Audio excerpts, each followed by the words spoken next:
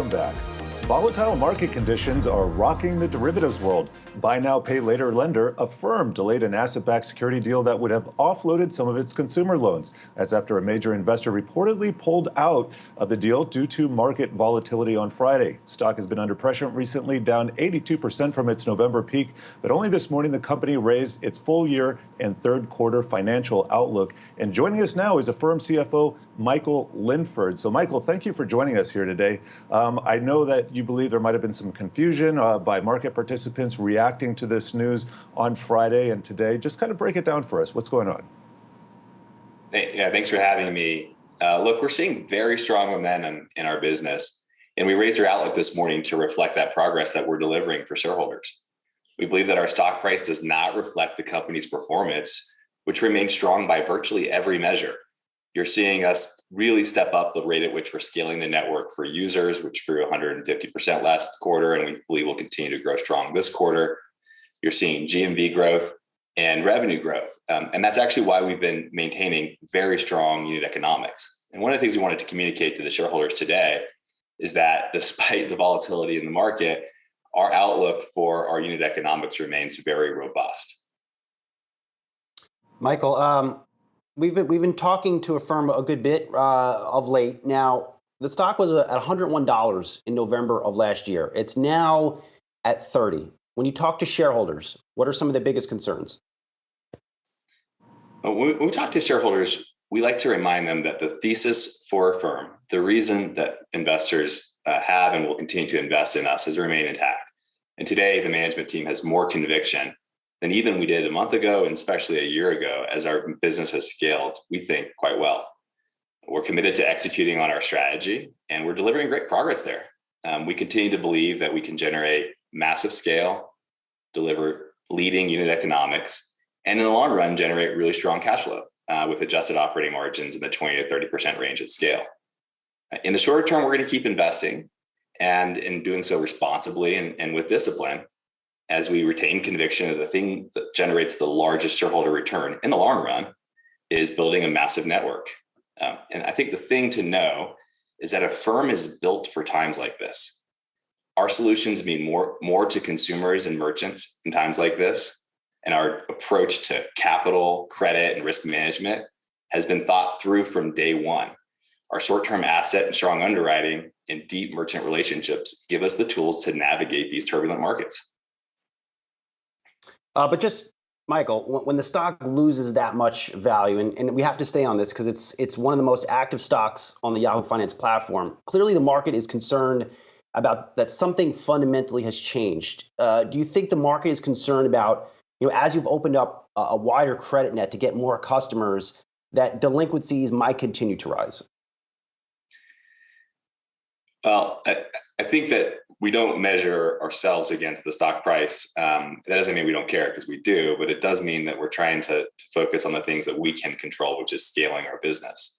That being said, specifically with respect to the trends you're seeing in credit, the most important thing for folks to know is that we're in control. Max and I talk a lot about how we make lots of little decisions. Affirm's underwriting model is tuned to specific transactions. We can approve any one transaction or decline the next. And that gives us the incredible control to pick the level of loss that we have in the business. The right way to look at whether or not the credit box loosening or tightening is working is in our unit economics. We talk about that as our revenue less transaction costs. When you see strong unit economics, that means that the decisions that we're making are delivering good results for the shareholders. And we have a Federal Reserve meeting and big decision coming up in 2 days. I'm just wondering in general how your business believes it will navigate a higher interest rate environment. I know you're a relatively new company, but a number of your peers have been in the space for years. I'm just wondering, how does buy now, pay later scale with increased borrowing costs? Yeah. Firstly, our product means more to our consumers and merchants in a higher rate environment. You think about our product mix, whether that's our interest-bearing product where consumers might compare to their alternatives, or our 0% product, both of those products have a better value to the consumer in a higher rate environment. And secondly, I think it's important to put the rate movements in context. We think about rates as normalizing as opposed to returning to a higher rate environment. Our business was great pre-COVID, where rates were closer to 2%, and we're happy to go back to those rates. And we sized up for investors how we think about the potential exposure at the outer limit and feel like it's range bound and pretty small. We have plenty of levers to mitigate it. And to be real candid with you, it's not something that we've spent a lot of time worrying about, given the fact that we know our product is so much more valuable in a higher rate environment. Michael, there's a lot coming at U.S. consumers here. Inflation, the Russia-Ukraine war. How confident are you that they continue to spend at the same rate using Affirm this year as they did last year? There is a lot going on with the consumer, and there's a lot going on in the market more broadly. That state of unease is certainly felt in the equity capital markets and the debt capital markets, but you're not seeing it in the consumer right now.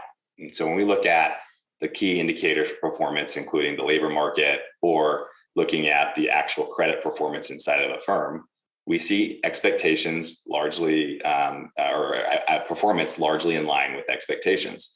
And that gives us the confidence to keep investing the way that we are. With respect to like consumer demand, some of our competitors talk about the changing macro environment affecting whether or not consumers will continue to demand goods and services. I think that is missing the point about what our product does. Our product enables consumers to get the things they want and need in the best way possible. And again, in a higher rate environment, funding opportunities like Affirm, financing opportunities like Affirm, are the best way for consumers to buy things. All right, we got to leave it there, but appreciate you stopping by to share all that with us. Michael Linford, Affirm CFO, excuse me.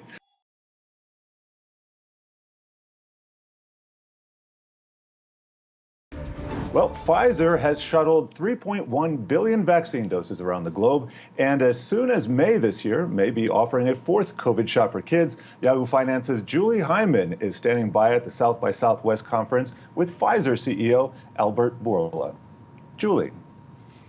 Thank you so much, Jared. Appreciate it. And indeed, I am here with Albert Bourla, CEO of Pfizer. In addition to all of the talking he's been doing about the work that the company is doing right now on the vaccine, he's about to come out with a book called Moonshot that talks about the process of developing the vaccine at Pfizer. And it's a fascinating read, I have to say. But I do want to start with some of the more recent commentary that you've been making, Albert. And thank you for being here with us today. Thank you for Appreciate it. So you have talked about that a fourth booster dose might be needed. You've also talked about the company's efforts to develop vaccines that target a range of variants, right? Just kind of looking at the chatter this morning and also looking at the booster uptake, which is definitely not nearly as high as for the original shots. How do you overcome that? How do you overcome sort of not just vaccine hesitancy, but booster fatigue, if you will? I think we need to come with a vaccine that it is lasting at least a year. And all our research programs are aiming right now at that. A vaccine that will last a year and that will cover all known variants, Omicron and the old ones. But Omicron is the one that it is very, very key here. So we are progressing with this so that we can bring it to the world. But in the meantime, people need to follow the recommendations of the health authorities. And those that they have way better chances not to get into trouble. And what's the timeline, do you think, on the development of what you're talking about? We try to do it as fast as we can. There are so many programs, and all of them have different timelines. There is a program to see if there is a need of a fourth booster or not, based on real-world data that we have compiled, and those will be assessed by FDA pretty soon. We will submit pretty soon, and then they will have to make the recommendation, approval and recommendation, FDA and CDC. There is the program that we are developing a vaccine, new version of our vaccine that covers both the old variants and Omicron, at least twice as good as the previous one. And those data also will become available towards the end of this month and maybe early next month. And then there are programs that are working on pediatrics that also will be completed next month and will be submitted. And then a little bit longer term, but hopefully not that long, working on a yearly vaccine that can replace the current versions and get us to a routine that it is acceptable by the majority of the people. And so to be clear here, for the people who have gotten 2 shots and a booster at this point, will they still want to go out and get that more comprehensive shot that you're talking about? That will depend on the data, but looks like the 3rd dose right now is protecting against hospitalization and deaths against Omicron, but not for long. And I think after several months is waning. At the same time, as fast as Pfizer has moved, and again, in reading your book, it made it very clear just how fast it was and how unprecedented it was that the company and some of your peers moved as well. The virus moves just as fast, if not faster, of course, in coming with these variants. So how inevitable is it that there will be another dangerous variant, and how are we going to be able to sort of keep up with it? It is a very smart virus, and the scenario that will come with another variant that maybe is more transmissible or maybe creates more severe disease, I think is a scenario that exists. It's a likely scenario. What we have to do is to ourselves to outsmart the virus and be always ahead of it. And this is all the efforts right now. We're surveying every single variation of the virus that appears out there, and we are making immediately tests to see if we have an issue. And if we have an issue, we jump immediately to make a vaccine that will cover it. And don't forget, we have now pills. Right. The pills, they have they are not affected, their efficacy, by the Omicron or other variants. They are working as good with Omicron as with all the others, the current pills. And they are very effective. Instead of people that are getting sick, instead of 10 of them going to the hospital, only 1 will end up going to the hospital. This is a very, very big deal. There's also the issue of you can make as good a vaccine as exists. There will still be people, of course, that aren't going to take it. Do you think we can move past COVID or into a more sustainable period of COVID while there are still so many people who will not get vaccinated? I think we will have to. First of all, I don't think that the people that they haven't get vaccinations are so likely that they will go and get vaccination massively. I think they have been proven to be very resistant into that, and despite the fact that there were a lot of measures that were somehow pressurizing them. You couldn't go to a restaurant, or you couldn't go to a theater if you didn't have a proof of vaccination. I think we likely will move to more relaxed measures. And we will move to more relaxed measures, first of all, because we can't really maintain them. And the second is because also we can go. Right now, we have a significant number of the population that has been vaccinated, and we have treatments we didn't have before. The treatments were treatments only for severe illness when you are already in the hospital. It was not for someone that gets sick and wants to get something home so that in 1-2 days he could be okay instead of going to hospital. And now we do have them. Yeah, it's a big difference. It's a very big difference. Yeah. I want to switch gears and ask you about Russia's invasion of Ukraine, because you all just came out with some news this morning that you are halting new clinical trials in Russia, new investment in Russia, and you're also donating the proceeds of sales of your drugs in Russia to the Ukrainian cause. Are we at a point, do you think, where the sanctions against Russia risk a humanitarian crisis amongst the Russian people? Do we get to that sort of a tipping point? No, I think the sanctions have been designed to exercise pressure to the regime, and this pressure will only be exercised if, unfortunately, the pressure will be felt by all the Russians. But always with sanctions, medicines are excluded. That was the same with Iran, that was the same with South Korea, with all the places that we have sanctions. In our case, we debated a lot what needs to be done, and we felt that it is so foundational in our principle that patients should come first, that we cannot stop the flow of our medicines to Russia. Our medicines are medicines not like iPhone Pro, for example, or the new Mac. It is medicines like Xalkori, that is for lung cancer. It is like Ibrance, that is for breast cancer metastatic women. So you can't stop that. But on the other hand, this doesn't mean that we are continuing business as usual in Russia. So although we will maintain the flow of the medicines, first of all, we will not make money out of it. All the profits of the Russian subsidiary going forward, effective immediately, will be donated to causes to alleviate the pain that the invasion is causing to Ukrainians. So every medicine that we are making in Russia goes to Ukraine. The second is that we are ceasing all our clinical trials there. We are not, actually to be accurate, we are not initiating new. We stopped recruiting new patients in our clinical trials, but again, patients first. Patients that were already enrolled in those studies, let's say oncology studies, they will continue taking their medicines. We will not stop them in the middle. And also, we are not having manufacturing sites, but we're planning to make some investments. We are pausing those investments there. You mentioned some of the drugs that you sell there, that you sell everywhere, to treat various types of cancers. During this period, Pfizer has really become synonymous with fighting COVID, and particularly with the vaccine. And indeed, last year, more than 50% of your revenue came from the vaccine business, more broadly. Is that an issue? How do you sort of move past this period and pivot once again to post-COVID, not post-vaccine, because you'll still be selling vaccines, but sort of communicating to investors and the public about what Pfizer is? Yes. Our research portfolio right now, that is the best predictor of the future of the company, is very broad and diverse. We are having medicines in 6 therapeutic areas, and vaccines is one of them. It's not COVID, it's multiple vaccines. But we do have in rare diseases, in oncology, in immunoinflammation, in metabolic diseases, diabetes, et cetera, et cetera. So there's a lot of activity that is happening right now.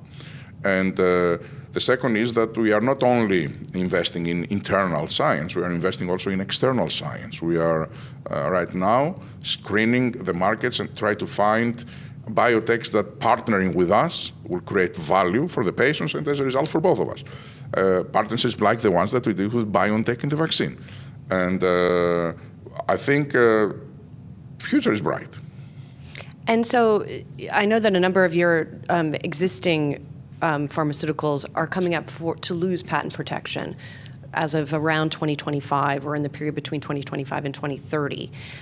What do you say to investors who are concerned about that, about the replacement of that revenue? Where do you think the replacement will come from? I think it's normal that patents are expiring in our business. That's exactly what is happening, and they are expiring only to be replaced by new that are coming from our pipeline. I think our growth in the period of 25 to 30 will be maintained at a very high level. First of all, because of our current portfolio that is growing, despite the fact that we will have significant number of LOEs, because of our pipeline, and because of our investments in business development. It's all focused in filling this gap. All our business development activities right now are on assets, phase 2 or phase 3, that can become potentially medicines in 25, 26 period where we are losing patents. And reading the book, it was really clear the focus that you were applying and the urgency that you were applying to finding the vaccine for your team. What do you kind of hold on to from this period for the next phase for Pfizer, culturally, for your team there? I think you said the right word, culturally. I think what remains with us as the biggest asset is not the intellectual property that we developed, is not even the processes that we develop, how to do things very fast, because clearly those are here. It is the culture of every single Pfizer employee that thinks that it is good to think big, to dream, to go for what maybe seemingly is impossible, because we have proven that there is nothing that can be declared impossible. Everything is impossible until someone makes it. And we want to be the ones who make it. So on that note, also reading the book, it was really remarkable. And this will be my final question, but I'm curious if you ever got discouraged, because if you did, it wasn't evident in the book. You were pushing ahead. You didn't ever seem to consider that it wasn't achievable to find the vaccine. I never, ever thought to stop or drop it. But there were moments that I was seriously concerned if we are cornered with very high levels of difficulty. And those moments were daily almost, because there were so many issues that needed to be resolved in manufacturing, in logistics, in how you develop your clinical trials, that sometimes things were looking tough, but we always resolved it. But even in the toughest of the moments, I never thought to drop it. I was saying I'm going to die trying rather than admit defeat. And luckily for you guys and for everyone, you ended up succeeding. Albert Bourla, CEO of Pfizer, thank you so much. Really appreciate your time here this morning. Thank you. Jared, Saz, back to you.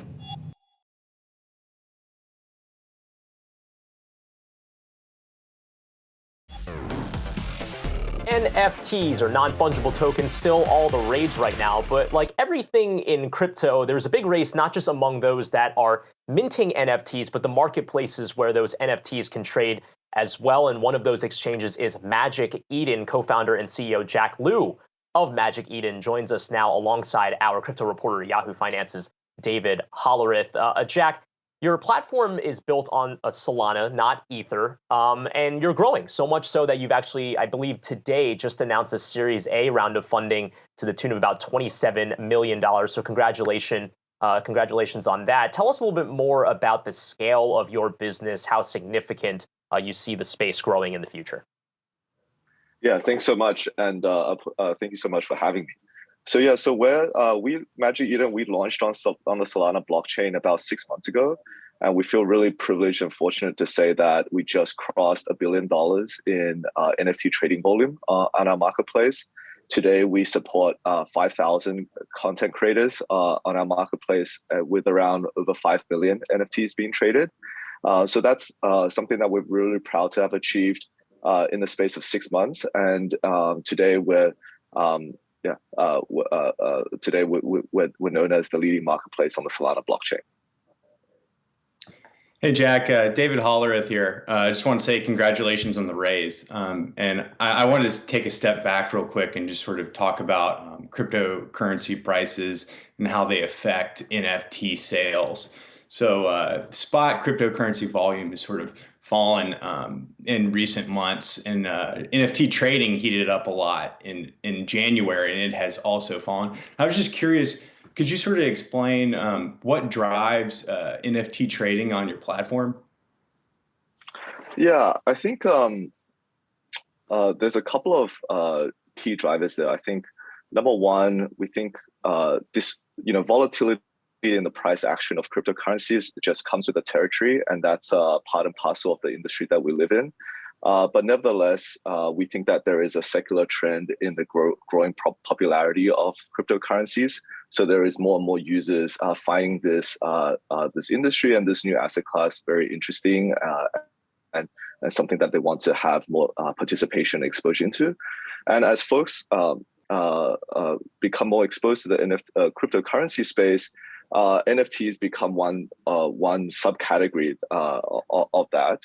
And what we've discovered is NFTs is a much more mainstream and relatable area of crypto for the mainstream user to connect to. NFTs, a lot of it is about art, it's about culture, it's about gaming, it's about building communities on the internet. And in that sense, it's a lot more relatable to the mainstream user and the mainstream collector of collectibles. And I think because of that relatability of NFTs, that's really driven a strong interest of NFT collectibles and NFT trading, especially on a platform like ours, Magic Eden. And I think the second piece of this is that there are some vectors of kind of just the non-cryptocurrency behavior that's ported over to NFTs and cryptocurrencies very naturally. So one of those sectors that we've seen a lot of interest in is the gaming communities. So in-game purchases, in-game items, online communities have historically been massive themes within the gaming communities, and the gaming community itself has been very popular and very huge for a long time. And NFTs have, because it's kind of like a digital asset and an in-game that can be used in games, that has ported very well into some of those themes and some of those user behaviors that's existed even before the kind of the cryptocurrency popularity and that trend has come along. So we've seen a lot of interest from gamers and gaming communities that's come into NFTs and the NFT space, and Magic Eden has naturally also benefited from that. Yeah, Jack, to your point, I know that the majority of NFTs that are traded on, not to say all of them, but the majority traded on the Magic Eden platform are gaming assets, and then also these avatar collectibles, sort of. So I was wondering, given the fact that Magic Eden has seen, accelerated growth since launching in September 2021, I believe, and also the fact that the market is still heating up. Platforms like Coinbase are starting their own NFT trading marketplace. What is the unique advantage that Magic Eden brings to the market that can sort of give it competitive edge? Yeah, that's a really good question. So I think for us, it comes from a couple of key points. I think the first point is that we've managed to deliver a highly polished, delightful user product experience for our users. And that comes from, I think, a couple of pretty synergistic themes from our own founding team. So I myself have come from a career of building consumer internet products, having been a product manager at Google, and then worked for, had a lot of crypto experience, having worked for a leading crypto exchange called FTX. And my other co-founders, Joshua, was a product manager at Coinbase, and previously worked in the crypto industry with a leading DeFi protocol called DYDX. And we have two other co-founders, Sydney and Joji, who are founding engineers from Uber Eats. So they came from kind of deep experience from building large consumer internet marketplaces. And I think the convergence of that experience has helped us really build a platform where with a few key polishes that makes it feel, it's a crypto platform, but it doesn't really feel like using crypto. It just feels like a polished internet experience that most users kind of know and love and come to expect. So that would be the first one. And I think the second one is that Magic Eden, we're known for taking a community-first approach in our product development and the way that we engage with our users. So for example, we actually open up some key product and platform decisions, open up to our own user base to make a decision on. So for example, which collectibles or which collections or which creators we showcase on our homepage, we open up to community voting through this crypto entity called a DAO that we've recently started. And I think that has helped us build a much stronger and robust relationship with our users. That's quite differentiated from some of our peers and some of the other marketplaces in the space. And then Jack, last question here. I mean, we were talking about OpenSea. We have seen trading in terms of daily volume in millions of dollars decline, but maybe some of that is a function of the fact that some of the lofty valuations for some of these NFTs have gone down. So when you take a look at just kind of volume in the NFT marketplace, I mean, how do you think about it? Are there more individual and maybe smaller dollar transactions that you're seeing on the site? Is that something that's more normalized in your view? Yeah. So I think volatility in NFT trading volume and volatility in crypto trading volume is part and parcel of us being in this industry. I think from Magic Eden's perspective, the underlying core user engagement has continued to see fundamentally very strong growth. So more and more creators are seeking to work with us, and our transaction counts and our user engagement on our platform in terms of transaction counts and session time have still continued to stay extremely solid and extremely strong.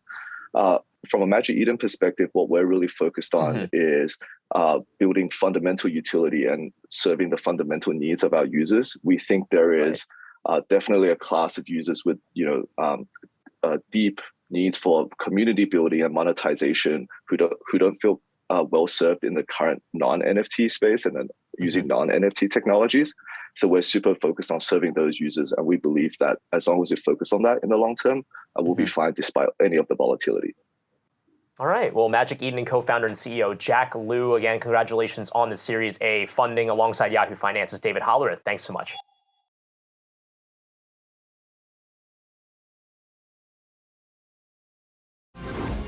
Welcome back. Starbucks is shaking up its management yet again. The coffee chain announced CEO Kevin Johnson will retire and Howard Schultz will return as interim chief. Here with the timeline and with more, we have Yahoo Finance's own Brooke DePalma joining us now. Brooke, break this down for us, especially now as we see these shares moving higher intraday on the heels of this news. That's right, Emily. This is really a twofold story here. Of course, Kevin Johnson, current CEO of Starbucks, announcing his retirement effective April 4th. But Kevin's been with the company for 13 years, serving as CEO since April of 2017. He'll continue to serve as the CEO until that April 4th date. But in addition to that, he'll also be a partner and special consultant, as well as serve on the board of directors through September. Now, in a letter to all Starbucks partners, Kevin noted that this opportunity has been a gift, and that a year ago, he did signal to the Starbucks board of directors that he would consider a retirement toward the end of the pandemic. Now, Howard Schultz jumping back into the role as interim CEO. He's former longtime CEO and founder of Starbucks. And interestingly enough, he will return with a salary of just $1. He says that he is volunteering his time. That's according to a release from Starbucks. Now, they also noted that they've hired executive search firm Russell Reynolds Associates last year and intend to choose a new CEO by the fall. Now, I do want to take a closer look at the timeline of Schultz back at Starbucks. Of course, he's going to be interim CEO, but he's obviously a longtime loyalist to the company that he bought back in 1987. That is, he was then CEO from 1987 to early 2000. He then took Starbucks public in 1992, only to return again in 2008 as CEO at Starbucks. And now, 2022, Schultz is back at the helm of Starbucks. And he said in the release that he did not plan to return to Starbucks, but he knows that the company must transform once again to meet a new and exciting future where our stakeholders mutually flourish, he said in the release. Now, according to the release, he plans to focus on innovation framework and help onboard the next CEO. And Emily, as you noted, shares of Starbucks popping this morning during intraday trading. But this comes at a time where Starbucks is a bit of a transitional form. You know, of course, laborization pushes are happening across the country. As of this week, there are currently more than 120 stores across 26 states that have filed union petitions with the National Labor Relations Board. And as of early March, there are now 6 company-owned stores that have successfully formed a union. Now, just this week, the National Labor Relations Board issued a complaint against Starbucks, accusing that it retaliated against 2 employees in Phoenix that looked to unionize. So Howard Schultz certainly stepping into yet again another important, crucial, pivotal moment at Starbucks. Brooke, we're going to have you stick around as we bring in Morningstar analyst Sean Dunlop for more on the outlook for Starbucks amid this news. And Sean, I first want to get your immediate reaction to this morning's announcement. The stock is up intraday, as Brooke was just mentioning. Was this a surprise to see a change at the top? Yeah, it's not terribly surprising. We've seen that across a couple of brands. I mean, Rich Allison is stepping away from Domino's. We've seen Gene Lee stepping away from Darden. I think a big part of it was the leaders of these brands sticking through the worst effects of the pandemic and a really challenging inflation environment, both in labor and commodities. Now that those are starting to wear off, it makes sense that Kevin would step away in what was probably a move planned for about a year ago initially. And Sean, back with Howard Schultz at the frame, he said, at the helm rather, he said he aims to focus on innovation framework. What are you hoping to expect from Schultz in this position on top of, you know, those unionization efforts really taking a helm on Starbucks right now? What's your hope for him in this new role? Yeah, I think the big thing is going to be stability. It reads like a move that is working towards engendering stability with a brand that's seen a lot of trouble in the press over the last couple of weeks and months. The unionization effort is not actually huge at this point. So you think about, I believe 120 stores have voted to organize. Only 6 have actually succeeded, but that's only 1.5% of 9,000 stores in the company-owned footprint. And then as you start working into the math, you usually see about a 20 to 25% wage bump explicitly from unionization. And if you look at sort of the BLS averages for Starbucks, they get you to about $17.07, or only 4% higher than the wage hikes they have planned for this summer already. So what Howard offers is, he's an icon in Starbucks lore. It's very stable and strategic continuity. That's what the move reads to me as, and working towards sort of getting Starbucks out of the press in such a negative light in a way that could potentially affect the brand, where we don't think that the unionization move probably will have meaningful financial repercussions. Sean, I mean, when you talk about continuity, this does sound like a conduit for finding a permanent replacement. Now, I don't need you to speculate necessarily who's going to take that spot because the news is so fresh. But, I mean, what do you think is going to be the eye of what the board is looking for in that leader, given the issues that you kind of highlighted that are immediately confronting the business? Yeah, it's a good question. I think as you look forward, you think about China as a growth market and maintaining sort of that narrative amidst a very uncertain geopolitical backdrop. You think about managing inflationary pressures and commodity costs and labor and managing labor relations. Those are going to be kind of the challenges that face the new CEO. So for Howard, what he's doing is basically bridging this two fiscal quarter period to sort of assuage market concerns as they look for a replacement to address those. But as you think about Kevin's tenure, he came in basically to digitize the brand. His track record was with Juniper and with Microsoft. He came in to modernize the estate, adding new format stores. He came in to increase the firm's digital chops and invest in the loyalty program. They've done all that. And actually, as you look at Starbucks' performance against the category, their comparable store sales are up about 12% on a 2-year stacked basis against 2019. And that's against about a 7 to 8% decline in the specialty cafe segment more broadly. So I would say with COVID-19 as the litmus test, it has been a successful tenure. And Sean, I want to dive into that loyalty program here. Of course, Howard introduced that. It was one of the first, really for the restaurant chain industry over at large. What exactly do you think is the next opportunity there as far as AI technology, digital innovation, and ease for customers' experience at Starbucks under Howard Schultz returning? Yeah, loyalty programs in general offer a lot of very attractive levers. You think about 25 million members that spend 2 to 3 times what they spent before they joined that program. A big part of that is going to be suggestive selling. Maybe it's getting you to add an Egg Bites order to your coffee in the morning, or maybe it's getting you to upgrade to a premium cold beverage in lieu of a hot coffee. Other things that you see is they start doing cross day part promotions, where maybe you get $2 off a drink if you come back in the afternoon. And those should continue to be upside levers over time. Customers are increasingly demanding personalization, and they want to meet their brands where and how they can access them. And that's some days going to be curbside, some days going to be in restaurant, and some days going to be buy online, pick up in store, or drive through. So to be able to meet those customers where they are and the way that they want to be met will be a hallmark of brands ready to succeed in 2022 and beyond, I believe. And Starbucks has said it plans to continue raising menu prices after already raising them on October 1st and January 1st most recently. How much pricing power do you think this company is going to have, especially as we see prices for a variety of goods and services now across the economy continuing to move higher? Yeah, that's really the question, isn't it? For now, they're in a category of 1 in the specialty cafe category. So for Starbucks, your average guest check is about $7.80. That's about twice what you see at Dunkin' and about 4 times what you see at Tim Hortons. So it makes sense that they'd be able to price sort of on the premium side of the menu, take those prices surgically. Longer term, for now it works because the category inflation has been so broad. So you look at restaurant inflation across the industry and you see about 6%. You look at grocery store inflation, it's about 6.5%. That helps sort of alleviate the pressure that we would otherwise see. But longer term, assuming wages don't catch up, that's where you could potentially see customers trade down the menu or trade out entirely. Yeah, and that labor part of the puzzle is a big reason why the unionization is going to be such a big story for them. But Sean Dunlop over at Morningstar, as well as Yahoo Finance's Brooke DePalma, thanks so much.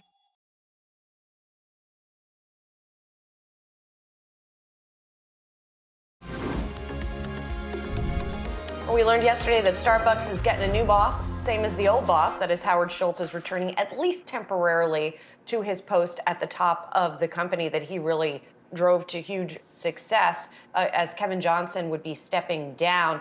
Let's bring in Peter Saleh of BTIG to talk more about this situation. Peter, a managing director and restaurant analyst there, of course. Peter, it's good to see you. You bring up an interesting idea in your note on this event, what happened, that Schultz might actually end up staying. What do you think the likelihood is of that? Yeah, good morning, and thanks for having me on. Look, I think it's highly likely that he falls in love with the company again and decides to stay, for a longer period of time. Look, this is not the first time he's done this. This is the 3rd time he's come back as CEO. He's also rejoining the board, taking Kevin's seat there. So I know that the company's claiming at this point it's only temporary and they're searching for another CEO, but I think that CEO is going to have the blessing of Howard. And I think that's a pretty high bar. So I think it is possible that he continues on for a longer period of time than most people expect. And I do think that that would be really good for shareholders because he is the visionary and he has turned around this company in the past. So I think this would be a really welcome news for shareholders. Peter, when Howard Schultz came back, I believe it was in 2008, taking the reins back from Jim Donald, he famously closed all of Starbucks' U.S. stores to reset operation. Do you expect another bold move like that, him again, to just, I don't know, try to improve worker relations or anything along those lines?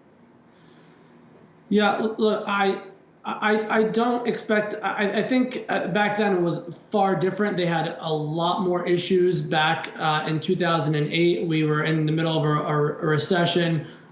They had a lot of incoming competition. If you remember, McDonald's was launching a McCafe, and there was a lot of concern that was going to eat up some of their lunch. Dunkin' was pushing harder on premium beverages. So they had a lot of different issues. They also had, investors had believed that they had overbuilt, that their store growth needed to be scaled back, and it did. It was scaled back. But he found a lot of success on growth. I mean, the stores today are double where they were in 2008, over 32,000 stores today versus 16,000 back in 2008. The stock price has gone from $5 to over $85. Earnings per share are up tenfold. So he's found a lot of success. He seems to have the magic touch with this brand. Anytime he comes back, he seems to figure out how to fix what's broken and really accelerate growth. What do you think is broken, Peter? Well, I think really what broke was COVID broke it, right? So right now we're in a process of just getting back to where you were pre-COVID, and that's really the biggest issue in terms of on the sales side domestically. On the flip side, I think the other issue is labor and unions, right? So that's been discussed nauseam in the media. Look, I think they have some work to do there, but in our view, they already pay substantially higher than most in the industry. They offer far better benefits. So I'm not sure what gap they need to close. But at this point, I think he may have a better answer on the labor side maybe than Kevin did. We'll yet to see. So if Schultz doesn't end up sticking around, who are some of your other top contenders maybe to fill that position?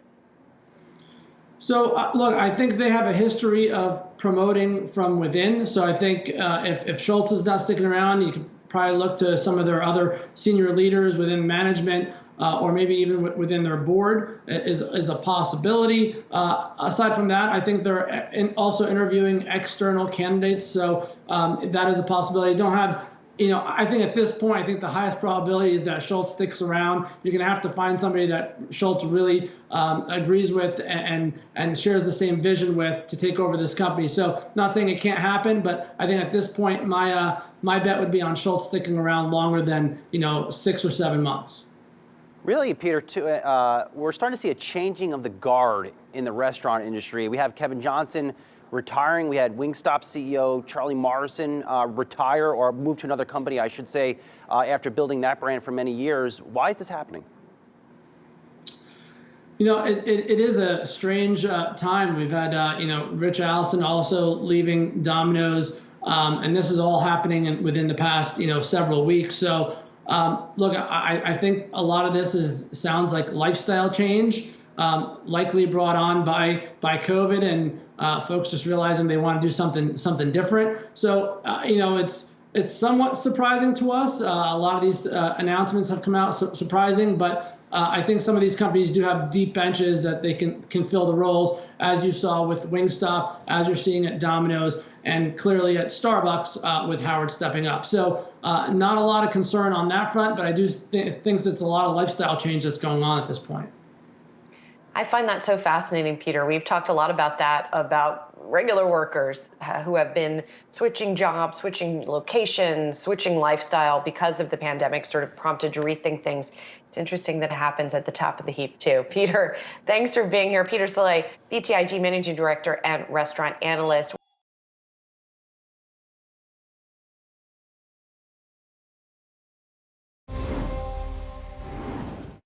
A double win for sneaker player On Holding as the company beat analyst estimates for the quarter and delivered an upbeat outlook. The company sees itself entering a period of, quote, hyper growth in the second half of this year. Joining us now in a Yahoo Finance First On is co-CEO Mark Marr and co-CEO and CFO Martin Hoffman. Good morning to you both, gents. Appreciate you taking the time. Mark, I'll start with you.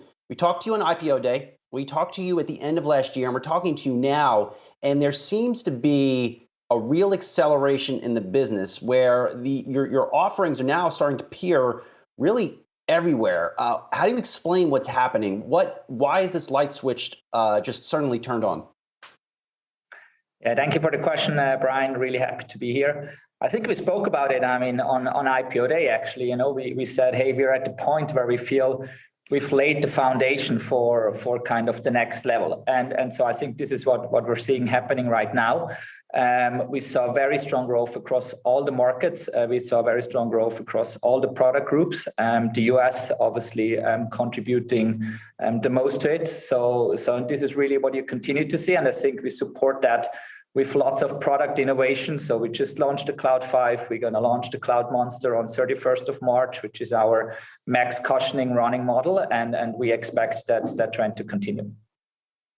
And hey, guys, it's Julie. I know you also are taking a cue from some of the other sneaker companies and going for collaborations, which have been really popular in the market. In your case, Loewe is your latest collab, if I'm pronouncing that correctly. How has that been going, and do you expect to do more of them? That has been our first collaboration. We're extremely proud of it. I think Loewe is one of the oldest and fastest growing fashion houses from LVMH. The collection is almost sold out, as it really stands for where our product is positioned, at that position between technology, performance, and design. And this is why Loewe approached us if we want to go there. And we are very proud of the outcome and also seeing the products across all the Loewe stores. They also have a very strong presence in Asia, which is an important market for us, but also on our direct-to-consumer channels. Martin, margins were up a lot in this quarter, despite what you have been dealing with and retail has been dealing with supply chain and inflation. Do you think you can continue to grow margins this year in this type of environment?